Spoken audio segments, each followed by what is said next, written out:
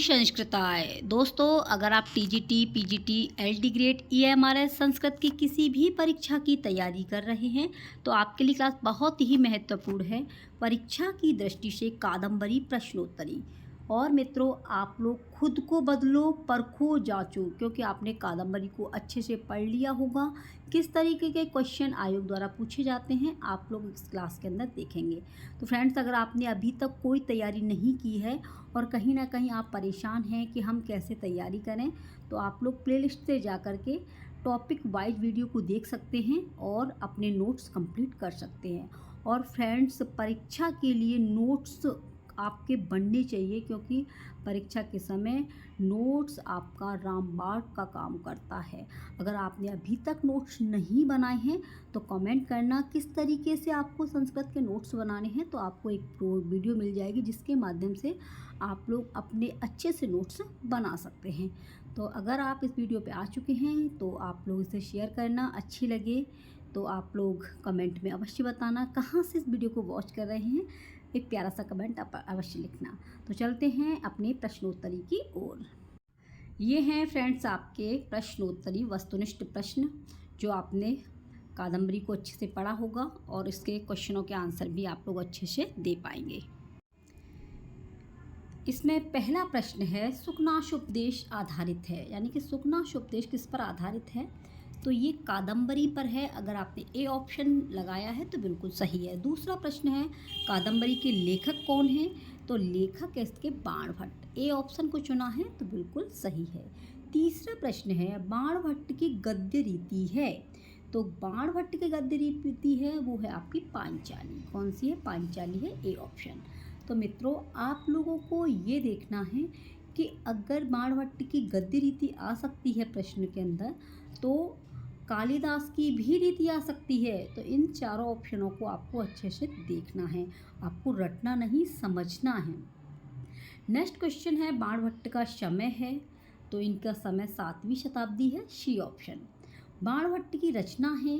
अब रचना है तो पहले आपको नहीं का पता होना चाहिए। तो शिवराज विजय तो है नहीं, दशकुमारचरितम भी नहीं है, रघुवंश महाकाव्यम नहीं है। तो ये है आपकी कादम्बरी बाणभट्ट की रचना है, बी ऑप्शन अगर आपने चुना है तो बिल्कुल सही है। नेक्स्ट क्वेश्चन है, बाण की माता जी का नाम क्या है? तो इनकी माता का नाम था राज्य देवी, सी ऑप्शन। नेक्स्ट क्वेश्चन है, बाण के भाई थे। तो इनके 2 भाई थे भैया, चित्रसेन और मित्रसेन, ए ऑप्शन। नेक्स्ट है, हर्षचरितम के लेखक हैं। तो हर्षचरितम के लेखक बाण हैं। कौन है? Banabhatta, C option. बाणभट्ट की कृति नहीं है। तो देखिए, कादम्बरी है, चंडी शतकम है, हर्षचरितम है, लेकिन 10 कुमार चरितम नहीं है, क्योंकि 10 कुमार चरितम किसकी है? ये है आपकी दंडी की। ठीक है, तो इसका सही ऑप्शन ये है, डी ऑप्शन राइट है। नेक्स्ट क्वेश्चन है इसका 10वां प्रश्न है, कादम्बरी में किस सरोवर का वर्णन है? तो कादम्बरी में अक्षोद सरोवर का वर्णन है, आपका ए ऑप्शन। नेक्स्ट क्वेश्चन है, सुकनास ने लक्ष्मी को क्या बताया है? तो लक्ष्मी को सुकनास ने बताया है अनार्या। अगला क्वेश्चन है, सुकनाशोपदेश में वर्णन मिलता है। तो इसमें वर्णन लक्ष्मी की विशेषताओं के बारे में बताया गया है, सी ऑप्शन बिल्कुल राइट है। अगला है, कादम्बरी में किसकी कथा वर्णित है? तो कादम्बरी में दोस्तों चंद्रावीड़ की कथा का वर्णन है, चंद्रापीड़ की कथा का वर्णन है। ए ऑप्शन को अगर आपने चुना है तो आपके क्वेश्चन का आंसर बिल्कुल सही है। नेक्स्ट है, कादम्बरी का पात्र है। तो कादम्बरी का जो पात्र है वो पत्र लेखा है। ठीक है, कौन है? पत्र लेखा है, मदनिका, रदनिका, राम वगैरह नहीं है, इसके पात्र पत्र लेखा है। नेक्स्ट है 15वां, कादम्बरी में किसके 3 जन्मों का वर्णन है? तो किसके 3 जन्मों का वर्णन है? ये चंद्रापीड़ के 3 जन्मों का वर्णन किया गया है, बी ऑप्शन राइट है। 16वां प्रश्न है, कादम्बरी का प्रमुख पात्र है। तो प्रमुख पात्र है इसका चंद्रापीड़। कौन है? चंद्रापीड़। पात्र तो सभी हैं, लेकिन इसमें प्रमुख पूछा गया है, इसलिए इसका प्रमुख पात्र चंद्रापीड़ है। अगला क्वेश्चन है, निम्नलिखित तालिका में रचनाओं के नाम तथा दूसरी तालिका में भाग दिए गए हैं। तो ये विकल्प आपको चुनना है। 10 कुमार चरितम कादम्बरी। तो कादम्बरी में आपको 3 खंड हैं, ये आपको पता ही है। और 10 कुमार चरितम में 8 उच्छ्वास हैं, हर्षचरितम में 2 खंड हैं, और शिवराज विजय में आपके दिए गए हैं 12 निश्वास।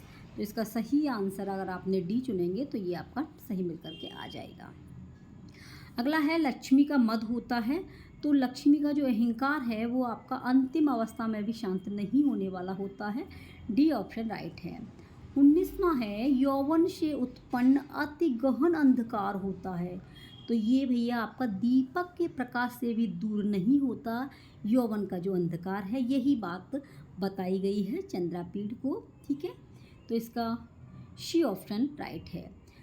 20वां है धन किसे मतवाला बना देता है, तो जो अज्ञानी होते हैं उनको धन अज्ञानी को ही मतवाला बना देता है, सी ऑप्शन। 21वां है उपदेश सरलता से किस में प्रवेश कर जाते हैं, तो उपदेश भैया स्वच्छ मन में, और पढ़ाई स्वच्छ मन में, स्वच्छ दिमाग में, और इस समय आपको पढ़ने में मन लगाना है, फालतू की चीज़ों में नहीं, अपने मन को स्वच्छ रखिए, तो ए ऑप्शन। 22वां है युवावस्था के आरंभ में निर्मल बुद्धि भी हो जाती है, तो युवावस्था में कलुषित हो जाती है, कैसी हो जाती है, कलुषित, सी ऑप्शन। 23वां है संपत्ति रूपी तिमिर से होने वाला अंधापन कष्टकर होता है, तो ये बात कही है शुकनाश ने। ठीक है, चंद्रापीठ को उपदेश दिए हैं, तो ए ऑप्शन राइट है। 24वां है अहंकार से उत्पन्न उष्णता शीतल औषधियों से भी शांत नहीं होती, यह कथन किसने किससे कहा है, तो यह बात जो है शुकनाश ने चंद्रापीठ से कही है ये बात। बी ऑप्शन को अगर आपने चुना है तो बिल्कुल सही है इसका आंसर, शुकनाश ने चंद्रापीठ से। अगला है काम क्रोधादि दोषों को उनके रूप में परिवर्तित कर देता है, तो ये करता है गुरु का उपदेश, बी ऑप्शन राइट है। अगला है विषय भोग की मृग तृष्णा होती है, तो मृग तृष्णा भैया इंद्रियों का हरण करने वाली होती है, क्या होती है, इंद्रियों का हरण करने वाली, सी ऑप्शन। अगला है शुकनाशोपदेश में उपदेश दिया गया है, तो किसको उपदेश दिया गया है, चंद्रापीठ को उपदेश दिया गया है। किस लिए दिया गया है, क्योंकि वो राज्याभिषेक पर आसीन होने वाले हैं, युवा अवस्था है, तो उनको उपदेश दिया गया है चंद्रापीठ को। अगला है समस्त मल को धोने में समर्थ बिना जल का स्नान कहा जाता है, तो वो है आपका गुरु का उपदेश, डी ऑप्शन राइट है। अगला क्वेश्चन है आपका 29वां प्रश्न है गुरु के उपदेश की अवहेलना करता है, तो गुरु के उपदेश की अवहेलना करता है वो है आपका अहंकार रूप में जिसके कानों के छेद बंद हो गए हो, ए ऑप्शन। अगला है राज्य रूपी विष से उन्मत्त मनुष्य हो जाता है, तो वो होता है आपका चेतन, बी ऑप्शन सही है। लक्ष्मी की उत्पत्ति कहाँ से हुई है, तो भैया लक्ष्मी की उत्पत्ति ब्रह्मा के मुख जी से हुई है, मुख से, बी ऑप्शन राइट है। अगला है चंद्रापीठ का राज्याभिषेक करने की इच्छा किससे हुई, तो चंद्रापीठ को राज्याभिषेक करने की इच्छा उनके पिताजी हैं तारापीठ को हुई कि मेरा बेटा अब युवक हो गया है, अब मेरा बेटा राज्य संभालने वाला हो गया है, अब ये राज्य पर आसीन होना चाहिए, तो ये इच्छा हुई थी तारापीठ को। ठीक है, बी ऑप्शन। अभिषेक की सामग्री किसने एकत्रित की, तो अभिषेक की सामग्री द्वारपालों ने एकत्रित की थी, सी ऑप्शन। स्वार्थी मनुष्य राजाओं से मृग्या के संबंध में कहते हैं, तो वो बी ऑप्शन है, श्रम के लिए कहते हैं। 35वां प्रश्न है राज्याभिषेक के समय किसकी आवश्यकता होती है, तो ये उपदेश की आवश्यकता होती है। राज्याभिषेक जब होता है तो उपदेश की आवश्यकता बहुत होती है, सी ऑप्शन। लक्ष्मी क्या करती है, तो लक्ष्मी त्याग का अनादर करती है, बी ऑप्शन राइट है, लक्ष्मी त्याग का अनादर करती है। 37वां प्रश्न है गंधर्व नगर की रेखा को माना गया है, तो गंधर्व नगर की जो रेखा है उसे अमंगल सूचक माना गया है, डी ऑप्शन। 38वां है लब्धापि दुखेन परिपाल्यते किसका कथन है, लब्धापि दुखेन परिपाल्यते ये बात कही गई है शुकनाश के द्वारा, ए ऑप्शन राइट है। 39वां है त्रयीमयाय द्विगुणात्मने नमः, त्रयीमयाय त्रिगुणात्मने नमः, तो नमः के योग में विभक्ति का प्रयोग हुआ है, तो नमः के योग में चतुर्थी विभक्ति का प्रयोग हुआ है, बी ऑप्शन। 40वां प्रश्न है कादंबरी के प्रारंभ में कौन सी शुक्ति को उद्धृत किया गया है, तो ये किया गया है प्रारंभ में ही ये आपका मंगलाचरण हुआ है, त्रयीमयाय त्रिगुणात्मने नमः, तो ये आपका सी ऑप्शन सही है। मंगलाचरण कितने होते हैं, तो मंगलाचरण 3 प्रकार के होते हैं, कौन कौन से होते हैं ये आप लोग कमेंट में अवश्य बताएं।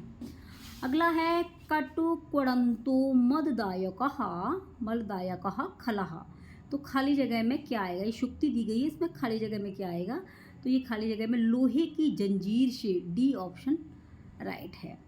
अगला है आपका 42, शूद्रक के सदाचारी जीवन की तुलना करने वाली कौन सी शुक्ति है। तो शूद्रक के सदाचारी जीवन की तुलना करने वाली जो सूक्ति है वो है गंगा प्रवाह इव भागीरथ पथ प्रवत्था, बी ऑप्शन। 43वां, अहो विधातु स्थाने सौंदर्य निष्पादन प्रयत्न, इस सूक्ति का वक्ता कौन है। तो इस सूक्ति का जो वक्ता है वो शूद्रक है। कौन है, शूद्रक है इस सूक्ति का वक्ता। अगला है प्रायण ही पक्षिणा पशवश्च भयाहर, खाली जगह, तो भयाहर की खाली जगह पे क्या आएगा, यहाँ पर आएगा आपका शूद्रक। अगला क्वेश्चन है नहीं करतल स्पर्श क्लेशितराम, खाली जगह, यहाँ पर क्या आएगा, तो यहाँ पर आपका चांडाल कन्या के लिए कहा गया है, बी ऑप्शन। अगला है किम वा प्रल्पितेन बहुना, शुक्ति का वक्ता कौन है, तो इसका है आपका शुक, बी ऑप्शन राइट है।